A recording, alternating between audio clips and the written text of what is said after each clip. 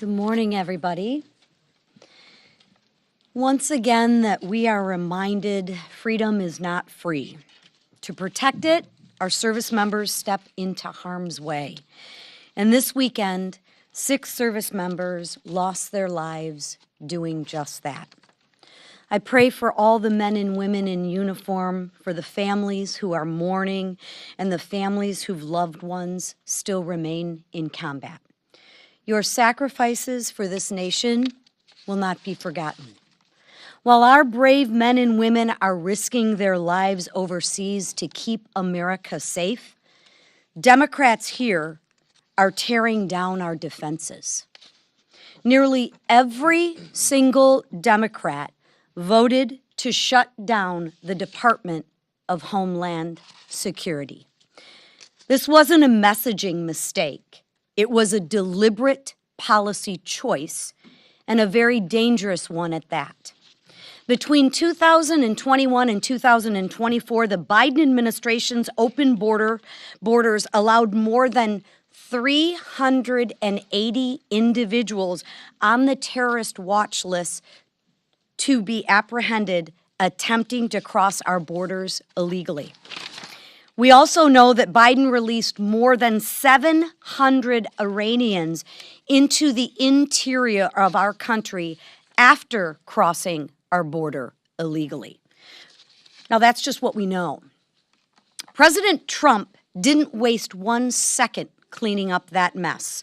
Within days of taking office, President Trump got to work deporting Iranian terrorists who had entered under Biden. They weren't overseas, they were here on American soil. The job isn't finished. The threat is real.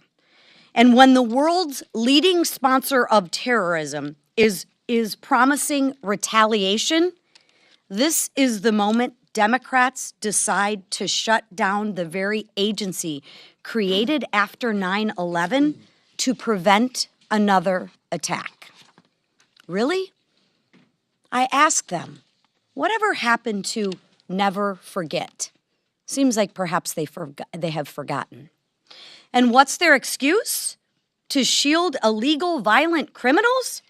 I mean, seriously, you can't make this up. Last week, a mother stabbed to death by an illegal alien with a criminal history for over 30 years. The violent criminal is who the Democrats are choosing to protect. In Louisville, a woman was kidnapped and assaulted by a man who should have never been in this country.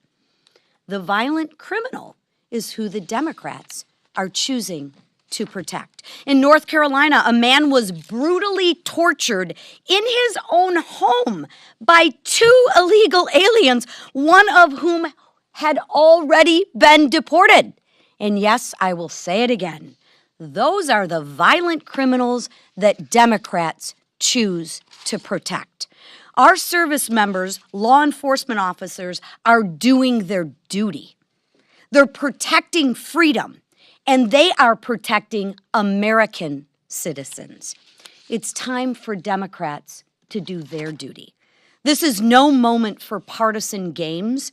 This is a moment for patriotism. Reopen DHS, and please reopen it now. With that, I yield to the chairman of the House Foreign Affairs Committee, Brian Mast. I'd start by speaking about our service members as well. Make sure you can hear me. I'd start by speaking about our fallen service members as well. Representative Zinke and myself, we were discussing this, literally heartbreaking to us, and I mean that. It's something that can bring us to tears as we think about TAPS and we think about that crack of a 21 gun salute, and you think about seeing our friends, spouses, families handed flags. You know, when you think about those things, it literally it brings you to tears when you think about old friends. And we have families that are about to go through that. It's a very serious thing for our country. But what our reflection is also about that is that we can't even count the number of friends that we have buried because of the hand of Iran. Year after year, There's an estimate that 1 in 6 service members that were killed from roughly 2003 to 13, 14, that window, killed by the hand of Iran. Those were our friends. And finally, and that's why the thanks goes to President Trump, finally, we have a commander-in-chief that's willing to say that that comes to an end. We're no longer going to face this imminent threat year after year after year. What does that imminent threat look like? What has it been beyond just the last 4 days? What has it been for the last 40 years or the last couple of years that President Trump decided he needed to act against it? Almost every member of Congress has voted to say that Iran is the largest state sponsor of terror because they're an imminent threat. Almost unanimous votes condemning their continuous support for proxies that are attacking America, our people, our merchant marine fleets, our Navy vessels. Almost unanimous votes condemning that. Almost unanimous votes calling their nuclear program a massive threat to the United States of America. Almost unanimous votes designating the Iran Revolutionary Guard as a terrorist organization. All of those votes, they weren't almost unanimous for no reason at all. They paint a clear picture of what everybody has concluded to be an imminent threat against the United States of America. Year in, year out, Iran has been an imminent threat against us because they have never faced an imminent response until President Trump. What did they face instead? They faced negotiations that told them how much uranium they could enrich, when they could reach a nuclear weapon instead of never. Literally received pallets of cash. That's the difference in the approach that's going on here. How imminent is this threat? 3 U.S. service members killed at Tower 22 a year and a half ago. Imminent threat. Strikes against our bases in Syria and Iraq all through 25. Imminent threat. Lost a fighter jet off one of our carriers in the Red Sea. Imminent threat. All the countless merchant marine vessels that were continually having drones fired at them while being protected by American ships. Imminent threat. And the list goes on of the ways that they were constantly attacking us. They wanted a fight every single day. They were looking for the opportunity to have it. I would tell you this, there's the semantics debate. I was just talking to CNN. We were having the semantics debate about battle or war or conflict or combat operations or whatever people are going to call this. I spent years in war. None of us want it.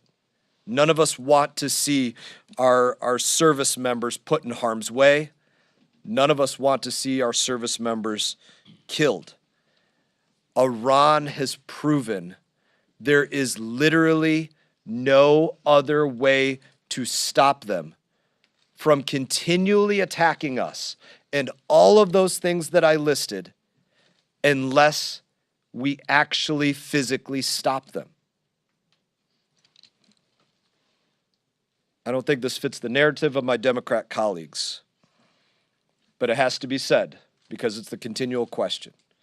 President Trump had the authority to conduct this very limited operation under Article 2 in the War Powers Resolution Act.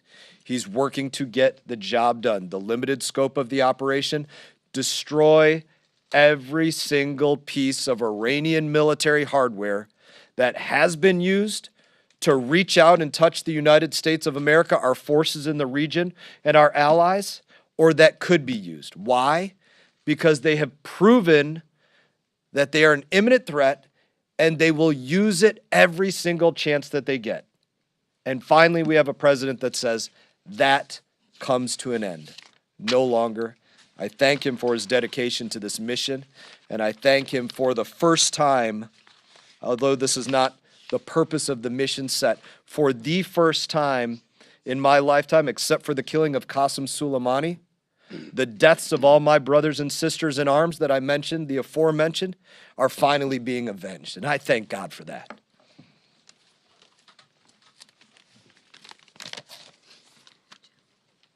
Thank you, Brian. this is personal to all of us, but we know it's especially personal to you and our warrior colleagues and all your families. For the past 47 years, the Ayatollah and the Iranian regime have terrorized Americans, the Middle East, and their own people. The regime began its tyrannical reign by taking 66 American hostages in 1979. More recently, Iran-backed Hamas terrorists killed 46 Americans and kidnapped at least 12 on October 7th of 2023. Terror attacks, assassination plots, drone strikes. More Americans have been killed by Iran than any other terrorist regime on earth.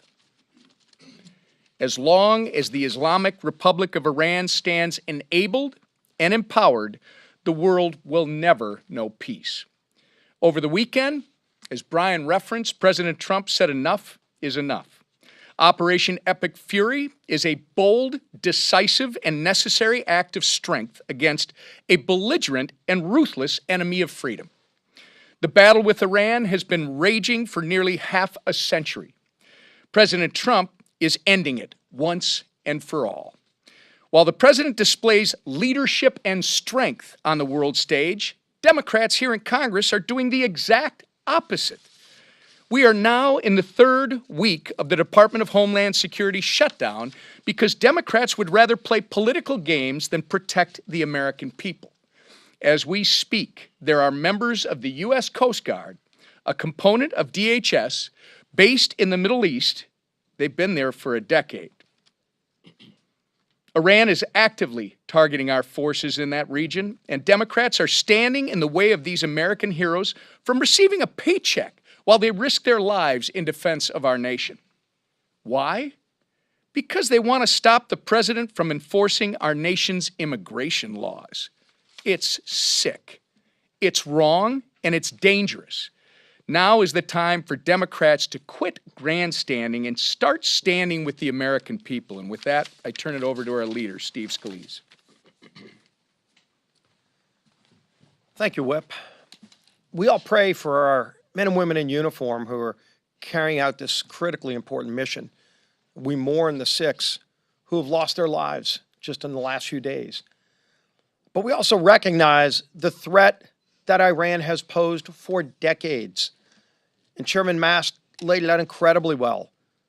Chairman Mast, who himself served our country so honorably, but understands that this is a threat that has declared war against America and carried out attack on top of attack on top of attack against our men and women in uniform. Hundreds of service members dead at the bloody hands of the Iranian regime, who is no longer with us because President Trump finally took the action that many other presidents have contemplated, but ultimately decided to push off to somebody else. And President Trump is the leader, the commander-in-chief, who said, we are going to protect America against evil dictators who chant death to America. And by the way, when they're enriching uranium at weapons grade level, we ought to take them at their word, because that was their intention. For years and years, they were rushing towards a nuclear weapon. And even after the Operation Midnight Hammer decimated parts of their nuclear weapons program, they still went back and started trying to rebuild a nuclear weapons program, continued enriching uranium. They were never going to stop. And it was crystal clear during the negotiations, where Secretary of State Rubio did such an incredible job, as well as his team, trying to get a peaceful solution to this. Iran made it clear they had no intention of reaching any kind of peaceful solution. And ultimately, their intent was to kill Americans, as they have been for decades. And if you wonder what their resolve is, just look at the tens of thousands of their own people that they killed just in the last few months. And so we support President Trump in this important action. We pray for the safety of our troops who are carrying out this incredibly important mission, and our allies in the region. And you can see more countries getting pulled in from even around the Middle East region. But at the same time, we also recognize this is no time to have the Department of Homeland Security shut down and their ability to protect Americans limited. And who did that? Democrats in Congress, who weeks ago made a reckless decision to shut down the Department of Homeland Security. But now that we're at a heightened threat, and it's not just hypothetical threats, you could see what happened in Austin. A man with a Property of Allah shirt killing Americans. When we saw the open border of Joe Biden, for years letting in people who want to do us harm, people on the terrorist watch list, people from Iran that could do us harm, we need to be more vigilant than ever and have a fully functioning Department of Homeland Security with all the capabilities, cyber capabilities, which right now are dramatically limited because of Democrats' reckless and dangerous action to shut that department down. It is time for their dangerous games to end. Democrats need to vote with us tomorrow to reopen the Department of Homeland Security to make sure that our basic mission as members of Congress to keep Americans safe continues. And we're going to give them that opportunity. And now our Speaker, Mike Johnson. Thank you, Mr. Leader. Thank you, this leadership team, Chairman Mast. Our hearts and our prayers do go out to the families of our 6 fallen service members who've given their lives in defense of freedom and this country and America's interest. And I love my colleague and classmate Brian Mast, and he is a visible reminder of the service and the sacrifice that so many provide this country, and those who are brave enough to put on the uniform and put themselves in harm's way deserve our eternal gratitude, and they have it. Let's talk about Operation Epic Fury. The details, the latest of which were recounted this morning by the Secretary of War and the Chairman of Joint Chiefs of Staff. They've been remarkably transparent. As you know, last night, members of the House received another very thorough briefing on the operation. We had, of course, the Secretary of War there, Pete Hegseth, and Chairman of Joint Chiefs of Staff, General Raising Kane. You had Secretary of State Marco Rubio. You had John Ratcliffe, Director of the CIA. We had legal representation from the Department of Justice. They answered questions forthrightly, and it was, I think, very helpful to a lot of the members, or everybody that participated. They have communicated at great length the details of the operation, both to Congress and to the American people. I think you can make an argument this is the most transparent administration in U.S. history. The Commander-in-Chief himself has been very forthright and very vocal about what's going on, answering questions and providing the insights that I think that people need. We're 4 days in so far on Operation Epic Fury. It's been limited, precise, and extremely lethal. It's been a remarkable success thus far, as recounted as recently as the last couple of hours by those leaders I mentioned. The early results are very encouraging. Iran's naval fleet is degraded. That was the first part of the mission, or at least the second part. The first part was the missiles. And its missile facilities in Iran and the stockpiles have severely depleted. Its former Ayatollah, the mastermind behind decades of terrorist violence, recounted by Chairman Mast and all of us over the last several days, he is now deceased. The administration has detailed its rationale behind the operation, and it bears repeating. The largest state sponsor of terrorism, Iran and its proxies, have killed more Americans than any other terrorist regime on earth. They are dedicated to it. They have been, and they say the quiet parts out loud. They wanted to wipe Israel off the face of the earth, and they'd like to take us out as well. We're the great Satan in their analogy and their misguided religion, and there was no way to appease them. In defiance of every American president since Jimmy Carter, the Iranian regime has pursued the means to acquire a nuclear weapon so that they could take that madness and that ideology to its full conclusion. Everyone, regardless of political affiliation, should be able to agree that that can never happen, should never happen. President Trump exhausted every diplomatic channel to this end. He tried. They've been over backwards. Since March of last year, he directed his administration to initiate 5 different rounds of negotiations with Iran's leaders. Most recently, and along the way, they've offered sanction relief, normalization, and most recently, they even offered nuclear fuel for life if Iran would cease its domestic nuclear program. And they were rebuffed. Iran said no. Why? Because we all know why they were enriching uranium, and it had nothing to do with medical devices and energy supply. It was to kill their enemies and the U.S. was at the top of the list with Israel. Think about that. While Iran dragged its feet, its leaders pressed forward with its nuclear ambitions. They were stalling because they wanted to kill us. They continued to advance their conventional missile systems at a speed and a scale that greatly outpaced our regional allies' ability to respond. That is what made it imminent. In short, the situation was untenable. We had our personnel, troops, citizens, installations, and assets in harm's way. And through this operation, President Trump took decisive and defensive action to ensure the safety of our forces, our citizens, our allies, and our homeland. In my estimation, this course of action was necessary, lawful, and effective, and reversing it now would weaken America. Congress has a constitutional right to exercise its oversight authority, and we will. But we also have a duty and obligation not to undercut our own national security. One last note, there's a misconception that Operation Epic Fury is in any way a diversion from Republican demands for peace. It's the opposite. Peace is not secured through appeasement, and it's certainly not secured by airdropping billions of dollars on terrorist regimes, which is what previous Democrat administrations had done. Peace is secured through strength. That is the principle that our party has stood for my entire life, and on principle before that, articulated the idea of peace through strength. That's what this administration is demonstrating, and that is why America is the last great superpower on the planet, and all freedom-loving people around the world are grateful to God for that. Let's talk about DHS. It's been mentioned this morning. If we're being wise, now is the time to be vigilant at home and to ensure that all of our doors are locked, so to speak. Obviously, everyone understands that it's a heightened threat environment. Global tensions are high, threats are constantly evolving, and America's adversaries are watching for any sign of weakness on our part. We cannot show them that. And yet, all this is happening. We have Democrats running around here playing political games in Congress. It's infuriating. They've shut down the very agency that is responsible for securing the homeland. The Democrats have shut down the agency responsible for keeping Americans safe.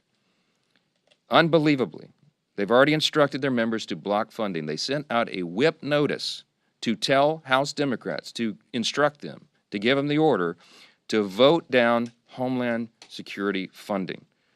That's a bipartisan consensus bill that had already been prepared by the House. It will be on the floor tomorrow for yet another vote, and you better watch that board, and everybody in America better watch that board. Anybody who votes to block funding for the homeland, it is shameful. I don't know how else to describe it. It speaks to a long record of Democrats' deliberate efforts to undermine America's safety and the essential operations of DHS. We all remember that under Joe Biden, Democrats opened wide our nation's border for 4 catastrophic years. They allowed hundreds on the terrorist watch list to cross our border illegally, and unwittingly, they released 2.2 million known gotaways into the interior. We have no idea where so many of those people are. These are individuals who entered our country illegally. They were detected by law enforcement, and they evaded capture. We don't know where they are. We don't know what they're doing or what they're plotting. And we pray that we can find them and apprehend them. Keep your head on a swivel.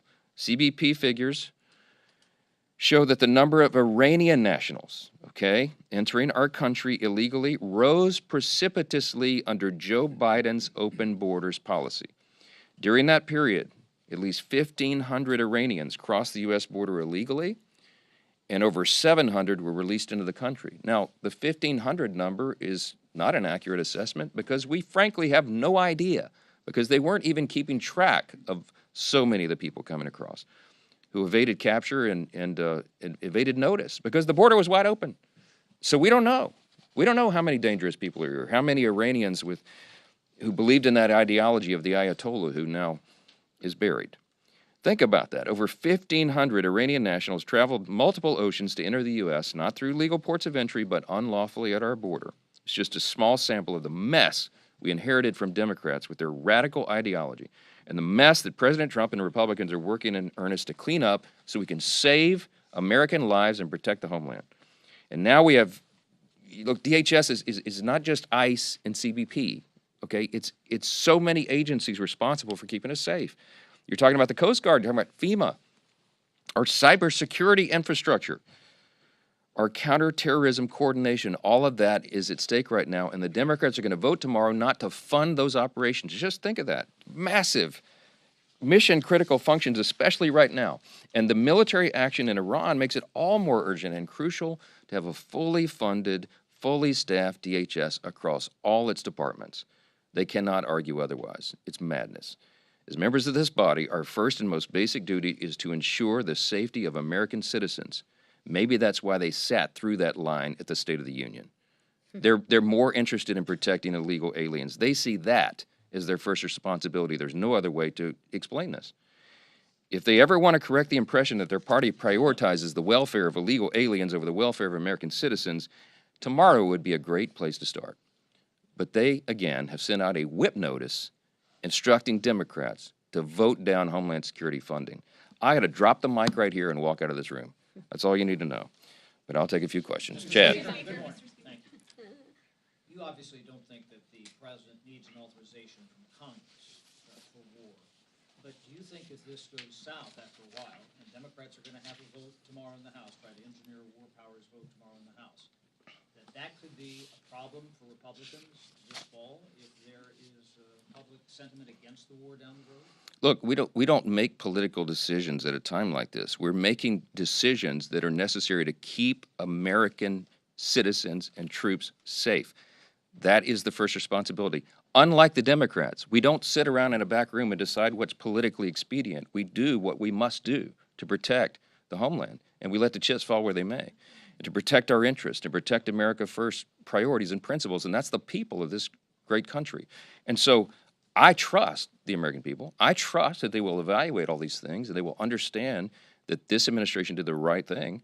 I think they'll reward it politically, but if people get a bad taste in their mouth for what happened back here in the first part of the year in Iran, they just do. But we know, and history will record, we did the right thing. I think passage of a war powers resolution right now would be a terrible, dangerous idea for all the reasons I've just explained. It would empower our enemies, it would kneecap our own forces, and it would take the ability of the U.S. military and the commander-in-chief away from completing this critical mission to keep everybody safe.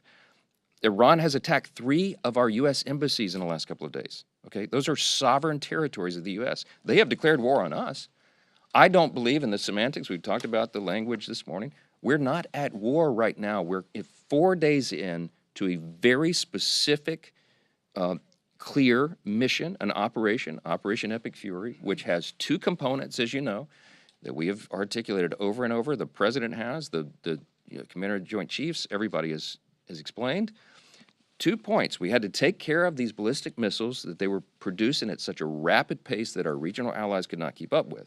We had to ensure that they can't fire all those barrage of missiles at our people, our troops, our assets, our citizens in the region, and our installations. We're taking that out. We had to. It's a defensive operation. And secondly, we had to take their Navy down. That's effectively what, in layman's terms, that's what's happening right now. That will be done quickly. As I explained this morning, we're, I think, hours away probably from having full operational control over the skies over Iran, which means that this mission can be completed quickly. We expect that it will be. And then we will hope and pray that the Iranian people take this moment of opportunity, rise up, take their country back, and that freedom can flourish there for the first time in generations. Yes. Mr. Speaker, thank you so much. Some of your members, as you know, Congressman Davidson included, oppose this Iran operation, which the president himself has called a war. Are you confident that you have the votes to defeat the war powers resolution tomorrow? Yes, and I had a discussion with Congressman Davidson this morning. He's a dear friend and brother of mine, and we, iron sharpens iron. We disagree on issues, and we have those discussions. He and I have done this a lot. He said this morning in front of all their House Republicans, he's not yet sure how he's going to vote on the war powers resolution. I believe we have the votes to put this down, and I certainly pray that's true. Because, for what all the reasons I said, it would put the country in serious harm, and it would certainly jeopardize the lives of our troops and all those who were involved in making these great sacrifices to defend us. We have to put this down. Monica. You said on Monday, talking about the start of this war, you said that Israel was determined to act in their own defense here, with or without American support. You also said if Israel fired upon Iran, they would have immediately retaliated against us, personnel and assets. But the president said yesterday that it was him, it was the United States that might have forced Israel's hand. So why are you and the president not on the same page? We're on- at the start of the war? We're on the same page. I'm not at liberty to say publicly much of the classified information that I get in all these briefings, and that's always the delicate part of this, because if we say too much, then it reveals methods and sources, and it eliminates the ability of our extraordinary military and intelligence community to do what they do. The president has explained his analysis and his thought. Obviously, Israel is a close ally. They're in close communication. But everything I've said and everything he said is all true. They're not inconsistent in any way. Israel saw Iran as an existential threat. We should have seen them as well, but they were they were literally a neighbor. So if Iran said publicly, they all told us why, okay? If they had the ability, they would wipe Israel off the face of the earth. That is why they were trying to enrich uranium. And even though we took out the nuclear facilities several months ago, they were still working on their nuclear ambition, even through the negotiations, as I said. And they were producing missiles at such a rapid pace that they were building up an arsenal that would have done untold damage to Israel and other neighbors there, right there in the Middle East. So Israel saw that as an existential threat. Bibi Netanyahu has explained all this publicly. He's stating the obvious. Everybody knew that. They saw a moment of opportunity. They had to act in their own survival, and we knew and understood, and this has been explained by the Secretary of State, the President, myself, and everybody else. The unclassified part is that if this kinetic activity began, then Iran was determined to hit us, our personnel, our assets, and all that. If the Commander-in-Chief and his administration and our officials waited for all those casualties to be exacted, they would have been drug up here and put through an inquest like you've never seen before, because the Democrats would have had a field day and said, if you had all that exquisite intelligence, why didn't you protect us? So it's a no-win situation for them. That's what the president and everyone has tried to explain. There are different ways to explain it. It's all the same truth. None of that has changed. It's entirely consistent. Last one. Yes, sir. Last, back row. President Trump said this is expected to be a 4 to 5 week campaign, but that he opened the door for potentially longer than that. We heard several of your members yesterday coming out of briefing. Some said they support the engagement now, but that that may change if this ends up being something that drags out. If we're sitting here 8 weeks, 10 weeks down the road, and this is still happening, would your position, at least on a war powers resolution, change? But look, I'm not going to get into hypotheticals. What we need to do right now is stand together as a country. We need to stand with our brave servicemen and women who are in harm's way, stand with the president on this critical mission to keep us safe, and we will do that. Congress will do its job. We will perform our oversight responsibilities, but the first duty, as I said earlier, is to keep the country safe, and that's what we're focused on right now. Thank you so much. Supplemental funding. Has the Pentagon